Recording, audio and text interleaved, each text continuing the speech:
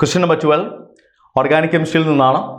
Electrophilic substitution എന്ന ടോപ്പിക്കിൽ നിന്നാണ്. നമുക്കത് ആൽക്കോഹോൾ ഫിനോൾസ് ആൻഡ് ഈതേഴ്സ് എന്ന ചാപ്റ്ററിൽ നിന്നുള്ള ചോദ്യമായിട്ട് എടുക്കാം. നോക്കൂ, which of the following compounds will most easily be attacked by an electrophile?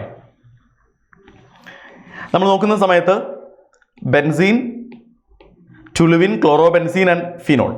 അപ്പോൾ ചോദിച്ചിരിക്കുന്നത് ഇതിലേത് ഗ്രൂപ്പാണ് ബെൻസീൻ റിങ്ങിനെ ഏറ്റവും നന്നായിട്ട് ആക്ടിവേറ്റ് ചെയ്യുക, ഏറ്റവും സ്ട്രോങ് ആയ ആക്ടിവേറ്റിംഗ് ഗ്രൂപ്പ് ഇതിൽ ആരാണ്? നമ്മൾ CH3 നോക്കുന്ന സമയത്ത് അവന് ഹൈപ്പർ കോൺജുഗേഷൻ ആണ് കാണിക്കാൻ കഴിയുക. ക്ലോറിൻ എന്ന് പറയുന്നത് പാർഷ്യലി ഡീആക്ടിവേറ്റിംഗ് ആണ് എന്ന് പറഞ്ഞിട്ടുണ്ട് due to its -I character, അല്ലേ? കാര്യം അവൻ +R എഫക്റ്റ് കാണിക്കുമെങ്കിലും -I ആയിരിക്കും കൂടുതൽ എന്ത് ചെയ്യുക, മുന്നിട്ട് നിൽക്കുക. അതുകൊണ്ട് അവൻ പാർഷ്യലി ഡീആക്ടിവേറ്റിംഗ് ആണെന്ന് പറഞ്ഞിട്ടുണ്ട്. ഇവൻ though it is ortho para directing. +R effect അവൻ കാണിക്കില്ല എന്നല്ല. OH എന്ന് പറയുന്ന ഗ്രൂപ്പ് പോസിറ്റീവ് റെസൊണൻസ് എഫക്റ്റ് കാണിക്കുന്നവനാണ്. +R എഫക്റ്റ് കാണിക്കുന്നവർ, അതല്ലെങ്കിൽ +M എഫക്റ്റ് കാണിക്കുന്നവരാണ് ആക്ടിവേറ്റിംഗ് ഗ്രൂപ്പുകൾ എന്ന് പറയുന്നത്. അതിൽ ഈ പറയുന്ന 4 കോമ്പൗണ്ടുകളിൽ ഏറ്റവും കൂടുതൽ ബെൻസീൻ റിങ്ങിനെ ആക്ടിവേറ്റ് ചെയ്യുക +R അല്ലെങ്കിൽ +M എഫക്റ്റ് കാണിക്കുന്ന OH ആയിരിക്കും.